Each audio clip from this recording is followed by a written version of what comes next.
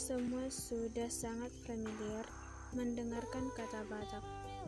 Batak merupakan nama kawasan sekaligus nama suku. Suku Batak ada beberapa kelompok Batak, misalnya Batak Toba, Karo, Simalungun, Mandailing, dan Batak Pakpak. Sekarang masyarakat Batak tersebar di berbagai daerah di Indonesia. Mereka banyak yang bergerak dan berperan di bidang hukum. Secara historis sosiologis, masyarakat Batak menarik untuk dikaji. Secara sosiologis, kita mengenal bagaimana struktur masyarakat Batak itu. Basis masyarakat Batak sebenarnya berada di daerah-daerah kompleks perkampungan yang disebut dengan huta. Huta adalah bentuk kesatuan ikatan-ikatan kampung yang dalam berbagai aspek kehidupan berdiri sendiri-sendiri.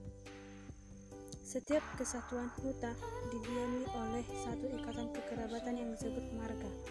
Dalam strukturnya, di atas beberapa horja terbentuk bius. Kesatuan dari beberapa bius itu terbentuklah satu wilayah kerajaan.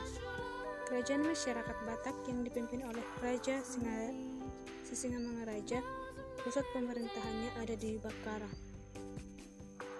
Sejak tahun 1870 yang menjadi raja adalah Batuan Bosar Ompu Pulu Batu yang bergelar Sisingamangaraja XII. Pada tahun 1878, Raja Sisingamangaraja XII angkat senjata memimpin rakyat Batak untuk melawan Belanda. Sekian dan terima kasih.